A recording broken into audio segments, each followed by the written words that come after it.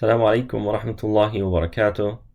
بسم الله الرحمن الرحيم. صلاة والسلام على نبينا Muhammad وعلى آله وأصحابه أجمعين. أما بعد.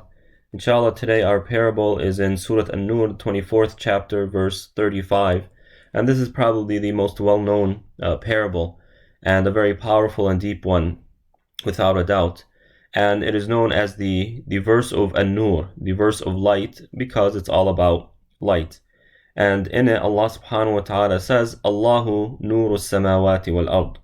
Allah is the light of the heavens and the earth. I mean, subhanahu wa ta'ala, such a claim is really bold, and a claim that cannot be made by anyone, really. No one can come and say, I am the source of light. They might, if someone does, they'll mean it metaphorically, that I have come to show the way. But even then, they are very limited by their own capacities. So when Allah subhanahu wa ta'ala says He is the light of the heavens and the earth, I mean that's very, very bold, and of course it is befitting to Allah subhanahu wa ta'ala's grandeur. Now, in previous parables, I believe, if I'm remembering correctly, I differentiated between certain lights, forms of lights. So there are forms of light that provide light, but also omit heat and can create discomfort. And such a light is called diya in the Arabic language. This is contrary to nur. Nur is a form of light, but it's only light. It does not provide heat, and it's a pure light that you can look into. Other forms of light, like fire, it's harmful to the eye, especially if it's really powerful. So looking into the sun is going to damage your eyes, but looking at the moon will not harm you in the least. So Allah subhanahu wa ta'ala is describing Himself as being the source of light, pure light in the heavens and the earth. Now, metaphorically, we can ill-click immediately. Allah is the one who guides us, and He is the source of guidance in the heavens and the earth, right? Guidance in terms of thought, teaching, etc. That is clear. So Allah subhanahu wa ta'ala is the source of guidance in that He's a source of light, meaning guidance, and the manifestation of that is the sending of messengers and prophets, the sending down of revelation, Quran, the Torah, the Bible, etc. And these are manifestations of Allah subhanahu wa ta'ala's light. Likewise, another type of guidance is the innate ability or the innate characteristics within creatures. Creatures know how to take care of themselves, whether they are a human being with a higher form of intellect, relatively speaking, in comparison to animals, or even the most mundane of animals, like a fly. Sure, they're not intellectual, they're not intelligent, but they do know how to take care of themselves, and they know how to function. So Allah is a source of light for them in that He taught them how to behave and how to go about taking care of itself. And in this regard, Allah subhanahu wa ta'ala says, خَلَقَ كُلَّ شَيْءٍ in Surah Taha, if I could just remember the beginning of the verse, قَالَ رَبُّنَا الَّذِي أَعْطَى كُلَّ شَيْءٍ خَلْقَهُ ثُمَّ هَدَى. Allah is the one who gave each creation, each being, its proper form. So each animal, each human being has a specific form, a specific race, an ethnicity, a origin in terms of our human history and ancestry, right? He gave all of us our specific and unique forms. So, for example, birds fly. That is their form. Allah subhanahu wa ta'ala gave them a form that is suitable to that purpose. Wolves are on four legs and they're fast and they hunt, etc.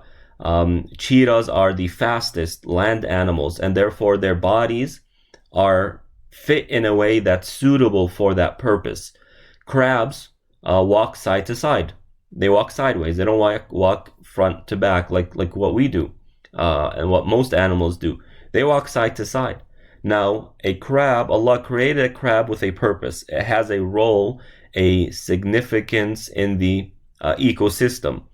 And in order to fulfill that purpose, it needs to walk sideways. Contrary to a snail, for example, can walk forward, but they're extremely slow. Same thing with turtles. They each have a role to play in the ecosystem, and in order, Allah subhanahu wa ta'ala made their form, their abilities in a way that is suitable for that. We as human beings know, وَهَدَيْنَاهُ النَّجْدَيْنِ. Allah subhanahu wa ta'ala told us that He has shown us the two paths. He gave us the ability to recognize good and bad. Right? You don't need to teach someone that stealing is bad. Yes, you have to teach your child, yeah, this is wrong, you're not supposed to do it because someone else, it's fine, but it's not something that you need to have a philosophical debates over. Is this really bad or not? We know stealing is bad. It's not yours, and you have no right to transgress the property of someone else. So Allah is the heavens, is the light of the heavens and the earth in the metaphorical sense, in that He guides everything. As for the physical sense, this is where it's a little bit tricky and a little bit difficult to digest and to fully understand. And that is the following: that Allah subhanahu wa ta'ala is the source of light in which we can use in order to perceive and to see around us. Without light, we are left with darkness. And in darkness, we cannot see, we cannot function properly, we cannot maneuver, we're very hindered. So Allah is the source of light in that He is giving us the ability. He is the source in which, or through which, we can function properly. So when you look at the sun is providing daylight, as we call it. Now Allah is the source of that, subhanahu wa ta'ala. And I guess the easier way to understand this is that He is the one who created these things. He is the one who created the physical forms of light, whether it's through fire or through a pure form of light, or whatever form of light, anything that provides us with light, then Allah is the source in that He created all of that. Now, when the Prophet ﷺ, during Isra al-Mi'raj, the ascension, and he spoke to Allah subhanahu wa ta'ala from behind a veil, the companions asked him whether or not he saw Allah subhanahu wa ta'ala. And the Prophet's response ﷺ was hijabuhu an-nur, or hijabuhu nur, anna yura. His veil is light, right? How can He be seen? If Allah subhanahu wa ta'ala, continuing the hadith, were to unveil Himself, the rays of his face would pretty much burn everything. Not because it's harmful, but because it's so powerful. We cannot, in our current forms, we cannot sustain that, or we cannot endure it. And that's why when Musa ﷺ asked Allah subhanahu wa ta'ala to see him, Musa asked Allah if he can see him. Allah subhanahu wa ta'ala told him, قَالَ لَن تَرَانِي. He said, you can't see me. Right? He didn't say it's impossible for me to be seen. He said, you just can't see me in the current form. But Musa was insistent, and Allah subhanahu wa ta'ala unveiled a shadow. Again, this is beyond physics, right? Allah subhanahu wa ta'ala is outside of time and space, and therefore the only way we can describe it is with the terms that we know, although it's not truly descriptive of His Majesty subhanahu wa ta'ala. So when Allah subhanahu wa ta'ala unveiled some of Himself, or it said the shadow, He unveiled His shadow, it caused as the Quran describes, it caused the mountain to just burst, to explode. And that's in Surah Al-A'raf. So Allah subhanahu wa ta'ala, He is the source of light. He Himself is a source of light, subhanahu wa ta'ala. He created the physical forms of light, and He also created or provided us with the spiritual or the non-tangible forms of light. And light really is commonly analogous to guidance. How so? Because in a dark room, you cannot move. You cannot function to your full capacity. You kind of have to guess. But with light, you can guide yourself to where you need to go and what you need to do. So nur is normally analogous to, in these parables, analogous to guidance. Sometimes Allah subhanahu wa ta'ala calls His books as nur, right? يَهْدِي بِهِ اللَّهُ مَنِ اتَّبَعَ قَدْ جَاءَكُم مِّنَ اللَّهِ نُورٌ وَكِتَابٌ مُبِينٌ. Light has come to you. And that's referring to the Quran. And it's called light because the Quran obviously is a form of guidance. And Allah subhanahu wa ta'ala refers to his messengers, or at least the Prophet ﷺ, as being nur, light. In surah, I forgot, surah At-Taghabun. I forgot the verses are coming to my mind, but he refers to the Prophet ﷺ as being light, meaning guidance. And then the rest of the verse gives us the parable of, or an illustration of how the dynamics of his light, how it works and what it provides us. So Allah subhanahu wa ta'ala says, مَثَلُ نُورِهِ كَمِشْكَاتٍ فِيهَا مِصْبَاحٌ. The example of his light is like a niche. A niche is a kind of a cavity or an enclave in a stone wall. So back in the day, if you can maybe think of movies, you've probably seen this. Back in the day, they would make enclaves in walls, like a small enclave, right? Like this. And they would place, for example, lanterns in them. And they would be a place where they can light the hallways, for example. So that is a niche. A mihrab is a type of niche, but it's a big one. So niches are places where you have an enclave in the wall, and normally, traditionally, they would put their lanterns there so that it can provide light when they light it. كَمِشْكَاتٍ فِيهَا مِصْبَاحٌ. A niche in which there is a lamp. So you have the physical form, and then you have the lamp in it. The lamp is within glass. The glass, as if it were a pearly white star lit from the oil of the blessed olive tree, right? Al-misbahu fi zujaja. The lamp is in glass, so that's pretty standard. Now, why is Allah mentioning glass here? Glass tends to amplify the light. Okay, so for example, when you have a magnifying glass and you put it directly under sunlight, right? It can be very hot and it can burn something. Why? Because that glass is magnifying the effect of the light, right? So Allah subhanahu wa ta'ala is mentioning that this lamp is behind glass to show that it's magnifying, or the light is magnified. It's more powerful, it's more effective. And then az-zujajatu ka'annaha kawkabun durri. And the glass is like a bright star. So when you have that lamp and the flame is burning, and now it's behind glass, it creates such a bright light as if it's like a bright star. يُوقَدُ مِنْ شَجَرَةٍ مُبَارَكَةٍ. And so lamps need a source of fuel in order to light it. Back in the day, they used to use oil, right? So يُوقَدُ مِنْ شَجَرَةٍ مُبَارَكَةٍ زَيْتُونَةٍ, etc. The oil that's being used in this parable is from a blessed tree, and that blessed tree is the olive tree. Now, when Allah subhanahu wa ta'ala refers to something as being blessed, the word barakah means that which has a lot of benefit in. And that amount of benefit is both in quantity and quality. So the quality of that is immense, it's great, and therefore it is blessed. Likewise, what you can do with it is very diverse. So you have a wide array of benefits from this particular thing. So you can use it for this and that. For example, the olive tree, or the olive you can use it to eat, and it's a very good form of nutrition. You can press it and make oil.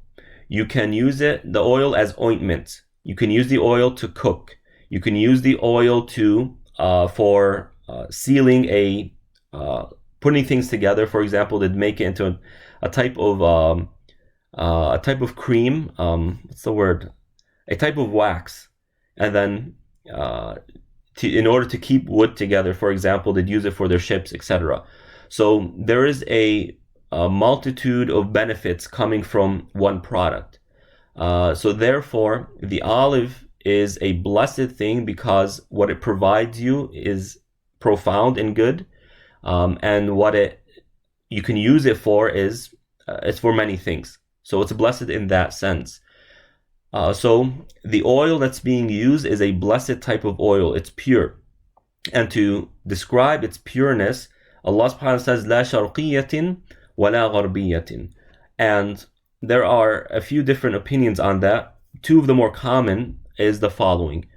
La sharqiyya wa la gharbiyya, meaning neither east nor west. What's meant by that is that whether the sun is in the eastern part or the west, meaning if the sun is whether the sun is rising or setting, it's not harming the olives itself. Because if it's maybe too hot, I don't know the information behind olive trees and whatnot, but let's just say, for example, direct sun heat, for example, I don't know if this is true or not, but just for the sake of illustration, if direct sun heat affects, or the olives affected by direct sun heat, it can harm it, it can destroy it, it can minimize its benefits, for example, or how much it's producing. So what Allah subhanahu wa ta'ala is saying is that the tree is or the olives are protected by the tree to the extent that it's not being harmed by the sun, whether it's in the east or the west. That's one interpretation. The other is that it's referring to the east and west geographically. So these olive trees are not in the eastern part of the world or the western. So they're in the middle. And when you look in the middle of a map, you find the Middle East, specifically Palestine. Right? As far as I know, Palestine, this area, the area of Sham, produces the best olives. California produces olives, and they're pretty good, but it's not to the quality of that in the Levant region. So that's what's meant by neither east or west. But based on either interpretation, the idea is one, and that is that it is the highest quality of olives that are being produced. So the oil that's used to light this light is the highest quality and the highest type of oil. Okay. يَكَادُ زَيْتُهَا يُضِيءُ وَلَوْ لَمْ تَمْسَسْهُ نَارٌ. And to further illustrate its purity, its quality, Allah subhanahu wa ta'ala says that it's so pure that it seems like it's about to light itself without fire touching it in the first place. Now, when you really compare different types of olive oil, you can see the difference. You know, when you if you buy a cheaper brand of olive oil, what you can find on, at a Walmart or a Target, you buy the cheaper brands. I mean, it's borderline vegetable oil, cooking oil, right? It's as if maybe they mixed it with cooking oil. It's very poor quality.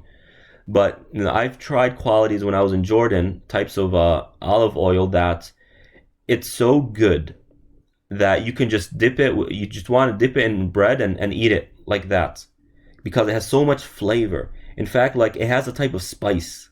You feel a type of spiciness to it, and it has a green color to it. It's very green, subhanAllah. So there's a wide array of quality and grades. So Allah subhanahu wa ta'ala is saying that the oil that's being used to light this light is of the highest quality. You cannot find higher quality than that. And then Allah says, Nurun ala nur, light upon light, meaning the natural quality of the oil is a type of light, and now you are exacerbating that light with the fire. So it's light upon light, and thus it's being really emitting itself at the highest amount possible. What is all this analogous to? So let's go back to the niche. مَثَلُ نُورِهِ كَمِشْكَاتٍ. The example of Allah's light is like a niche. The niche is referring to the chest of the human being. فِيهَا مِصْبَاحٌ. In it is a lamp. Now what's in the chest? What's in the rib cage? The heart. الْمِصْبَاحُ فِي زُجَاجَةٍ. Right? That heart is protected.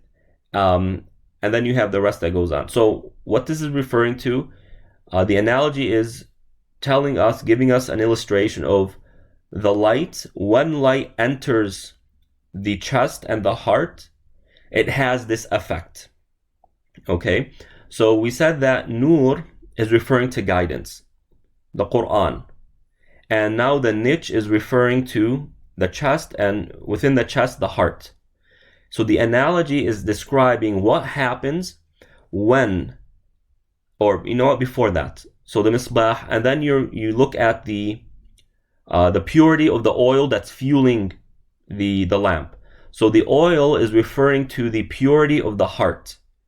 Our heart is affected by things, our experiences in life, our social, personal, psychological, political experiences affect the heart, and thus affect the that which is fueling the heart.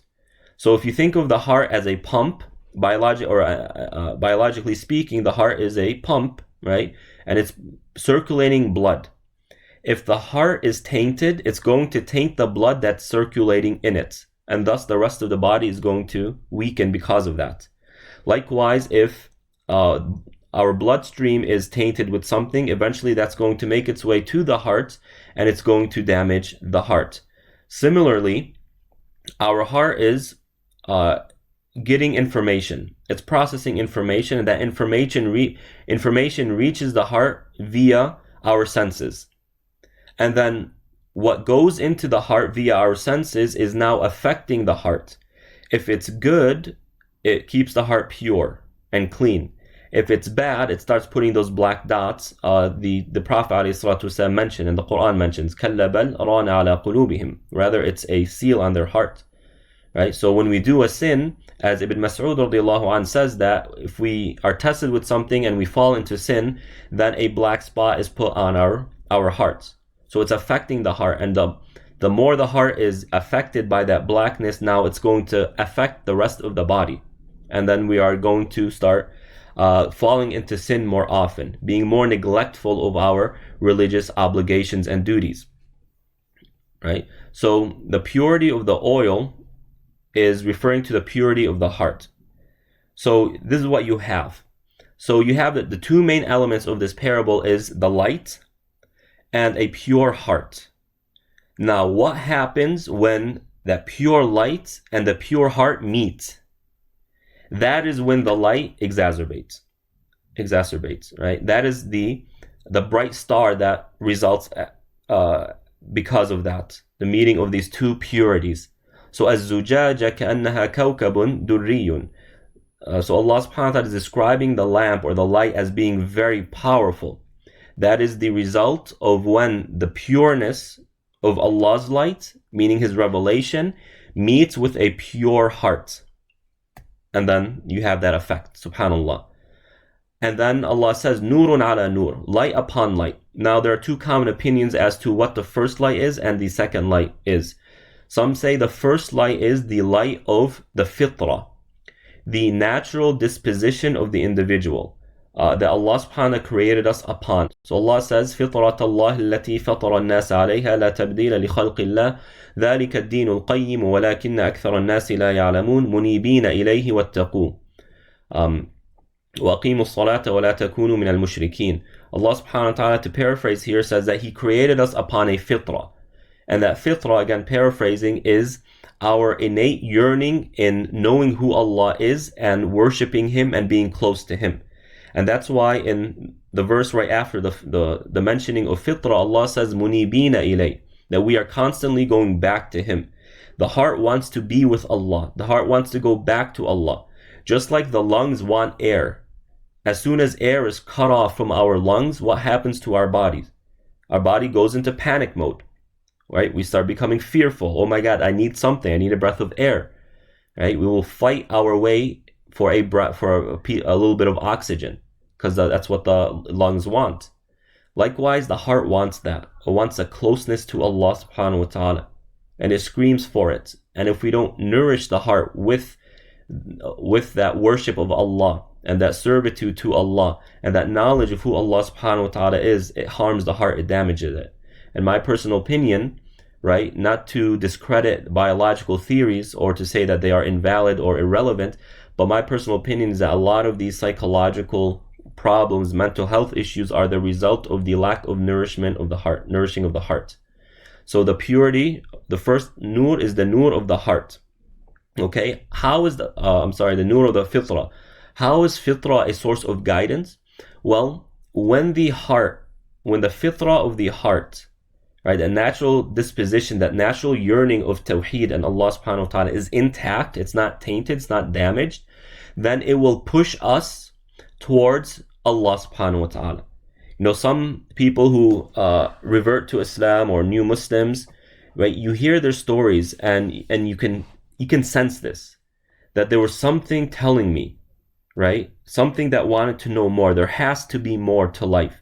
That is their fitrah, or what remains of their fitrah, pushing the individual, motivating them to look for the nourishment and the sustenance of the person's spirituality. However, if that fitrah is damaged, and it can be damaged, as the Prophet ﷺ says, كل مولود يولد على الفطرة فأبواه يهودانه أو ينصرانه أو يمجسانه.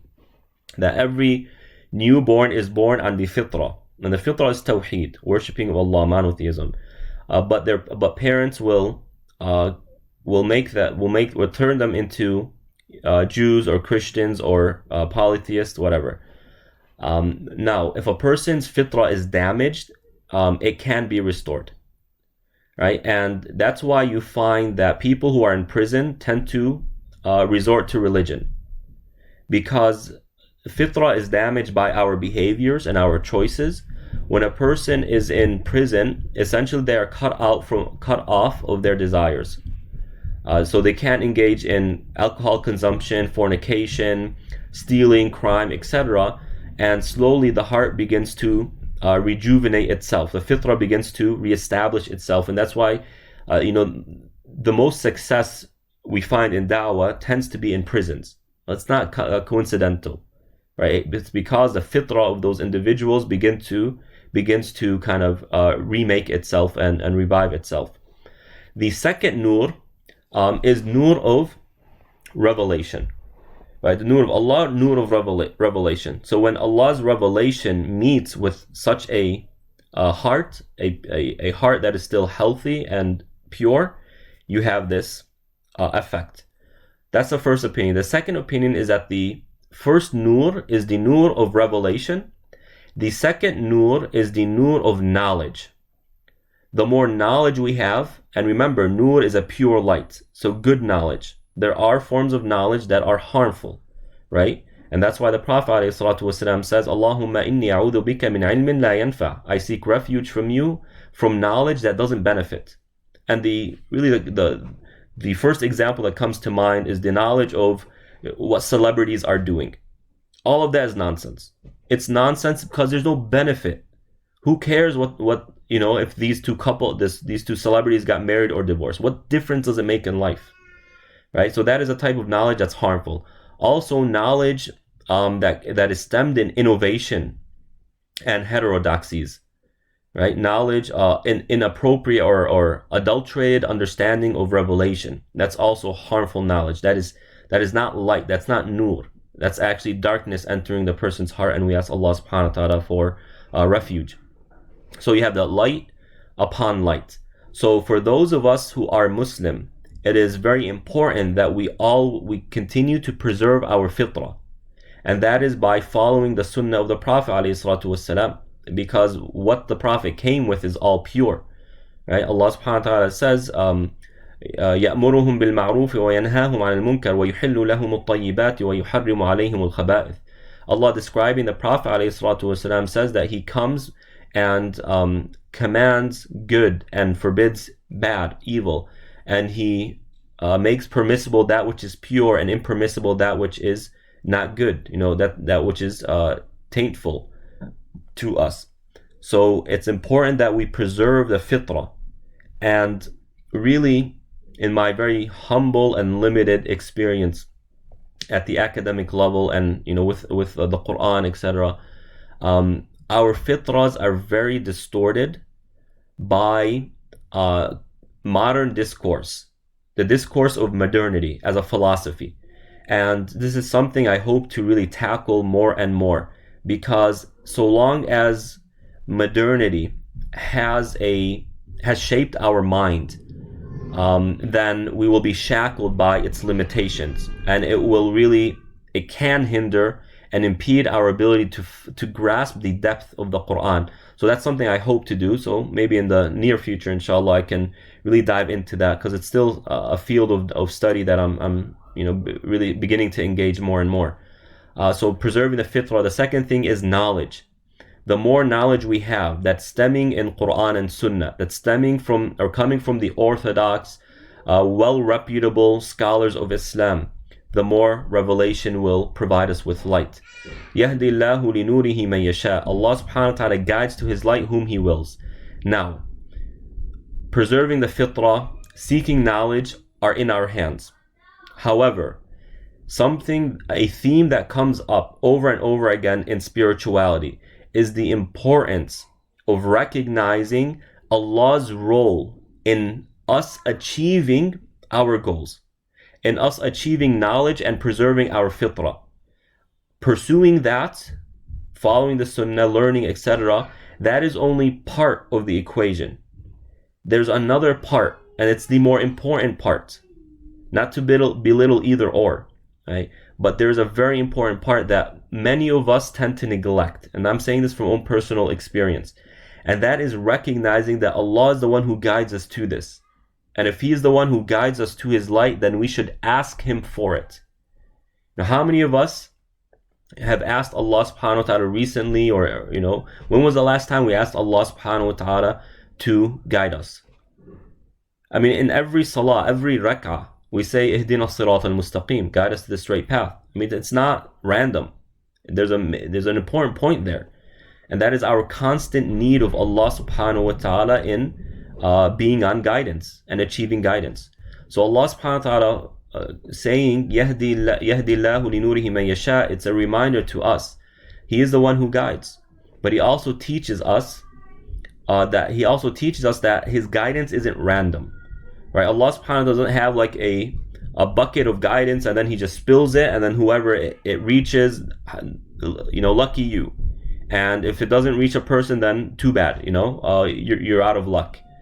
And that's the following verse, which I'll get to in just a second. وَيَضْرِبُ اللَّهُ الْأَمْثَالَ لِلنَّاسِ وَاللَّهُ بِكُلِّ شَيْءٍ عَلِيمٍ فِي بُيُوتٍ أَذِنَ اللَّهِ. Right? In homes in which Allah has given permission for His name to be remembered and to be raised and revered. So guidance, that nur that we are seeking, part of it is asking Allah subhanahu wa ta'ala for it, and it's an important part.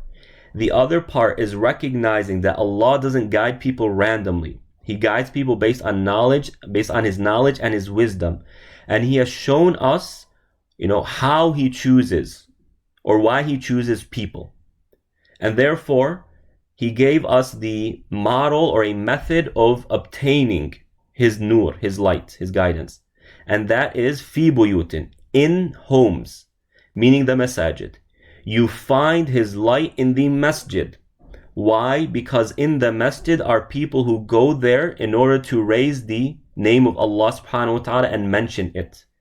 And there's so much to say here, but time is already over. So I'm just going to briefly point to however much I say. It's alluding to the fact that nur, light, the source of light, is tawheed. Because dhikr, when the remembrance of Allah, is about glorifying Allah subhanahu wa ta'ala. And that is one of the fundamental pillars of tawheed. Tawheed is built on love, right? And it's built on glorification of Allah, reverence of Allah. Someone who doesn't revere or glorify Allah is not going to love Him. And someone who doesn't love Allah will not glorify Him. So Allah subhanahu wa ta'ala mentioning this, and turfa wa yudhkara fiha ismuh, right? His name is being raised and remembered, is showing us that Allah's light is found in tawheed. And those who want that light, then we need to be on the path of tawheed. Understand tawheed for what it is, Allah's worthiness of being worshipped. And finally, the importance of the masjid, the importance of the masjid.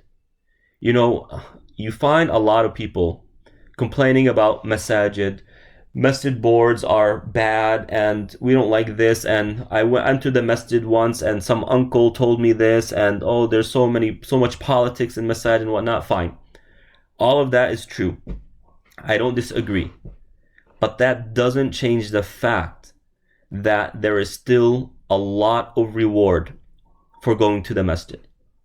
Just because there's an uncle or an auntie there who you don't like does not negate the reward of going to the masjid, nor does it make it irrelevant. Someone who needs to have a well-managed masjid in order to go to the masjid, that is problematic to one's deen, to their religion, to their dedication to Allah. Are you going to worship Allah, or are you going to worship the board? We worship Allah subhanahu wa ta'ala in the masjid. So who cares who's there? I'm not saying we shouldn't put our effort in order to establish effective and efficient and welcoming masajid. But if your local masjid does not live up to those expectations, then our main goal or our main purpose for going to the masjid is the reward. And that's important to understand. People go to the masjid to pray to Allah subhanahu wa ta'ala. And when a person is in the masjid, as verse 37 says, رِجَالٌ لَا تُلْهِيهِمْ تِجَارَةٌ وَلَا بَيْعٌ عَنْ ذِكْرِ اللَّهِ. These are people who go to the masjid and they are not distracted by their worldly affairs. Going to the masjid keeps us connected to the next life, to the afterlife, keeps our vision, on track, keeps ourselves on track. So the nur, the light of Allah, is found in masajid. Why? Because in the masjid Allah is being worshipped, and in masajid also, that's where Allah is being taught, or who Allah is being taught. How to worship Allah, what to do, what's halal, what's haram, stories of the prophets, our theology, etc., the Quran, tafsir, hadith, all of that is in the masjid. And that's the light of Allah subhanahu wa ta'ala. So Allah's revelation is most found and most practiced within the walls of the masjid. And therefore that's where we should go in order to find Allah subhanahu wa ta'ala's nur. So we ask Allah subhanahu wa ta'ala to provide us with His nur, with that guidance, to help us preserve our fitrah and to increase our knowledge so that we can really see this light upon light. Inshallah, see this light upon light within our own lives. Inshallah, tomorrow and after tomorrow's parable, which are in Surah Nur, which are really the upcoming verses, really illustrate the effects of nur, and really by looking at the opposite. When someone is void of nur, or the nur is really not functioning properly. These are the next two parables, inshallah. So I can't wait to talk about them with you. And we ask Allah subhanahu wa ta'ala to accept our efforts.